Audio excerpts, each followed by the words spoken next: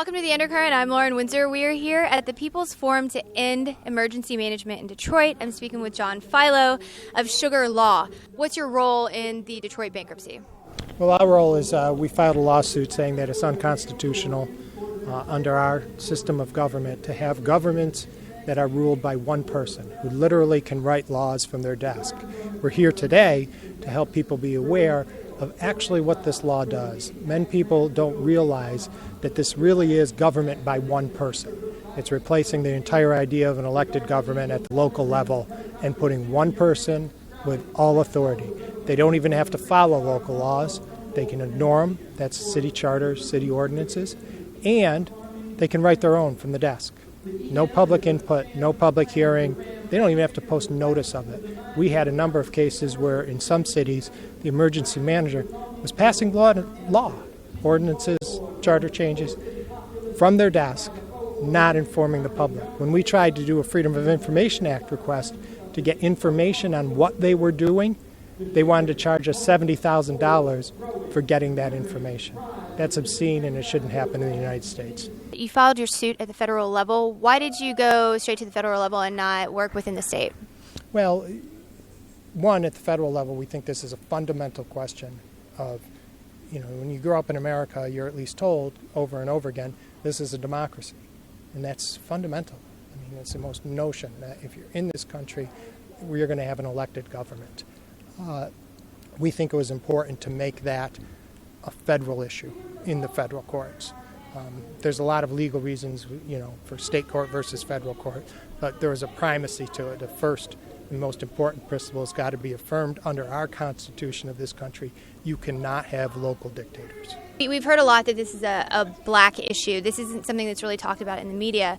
So can you explain to me more of why this is a racial issue rather than an economic one or a political one, a political failure of progressive institutions like the city government and unions? There's a lot of it. You could write a book on all that. Let me start with, it's not a black issue. It's an issue for everybody who's concerned about their right to vote for a local government. Race is intimately involved here. We have a long history in this country of saying to our immigrant communities, our racial and ethnic minority communities, and our poor communities that you are not qualified to vote. You don't have the stuff. You won't be independent. You're not smart enough. You won't be responsible in that voting booth. Part of the legacy of the country is overcoming those notions. We overcome them in part with our immigrant waves by the early 1900s. We've been fighting on a racial front since the beginning of the country. But in the 60s, probably our crescendo of realizing, look, you can't condition voting rights on people's wealth. And that's what we're doing in this case, because the wealth of the community is tied to the wealth of the residents. The wealth of the community comes from the taxes you can get from them. In these cities, what we have are predominantly black folks. You can't separate race and wealth in this country. It's just a fact. There's study after study showing the relationship and how racial and ethnic minorities have been marginalized from the economic system and aren't there. That's through the inferior school systems and a host of other ways. It's a passive sort of racism for folks who aren't racist personally, but they buy into it when they accept a narrative that says it's because of corruption or incompetence that these cities are in trouble. It's a nuanced problem. So it's not just race, it's not just economics, it's not just the failure of government or corruption.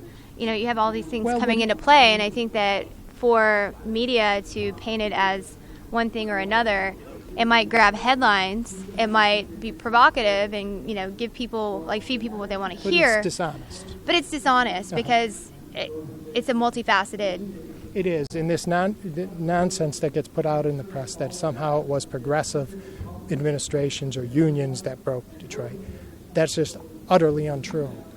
Coleman Young was the first black mayor of a major municipal city.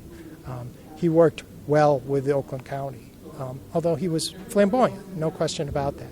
And a lot of people who are racist, overtly or passive, blame Detroit's fortunes on Coleman Young. Well, since that time, every mayor that has come in has been one that was endorsed by the Chamber of Commerce. These are not people who were street-level radicals that came in. These were people who came in to, as seen as within that wider business community, as responsible people. Now, some of those were good, some of them were bad, some of them turned out to be corrupt. But only one was, even had any corruption charges brought against him. And despite his failings, he was promoted by the business community when he came into office. What will it take for you to leave Detroit? Well, leaving Detroit is not about these issues, you got to consider your children, you got to consider schools, you got to consider your own safety. So that's a personal family type decision. But I love Detroit. I'm committed to Detroit. I do have an uncle who was here since the 1950s and was intimately involved in the civil rights struggles that led to this city being seen as the city it was. So basically, you're in for the good fight. Oh, I'm in. Regardless if I lived out, I'd still consider myself a Detroiter. I work in Detroit. I love this community, and it's not something you separate yourself from.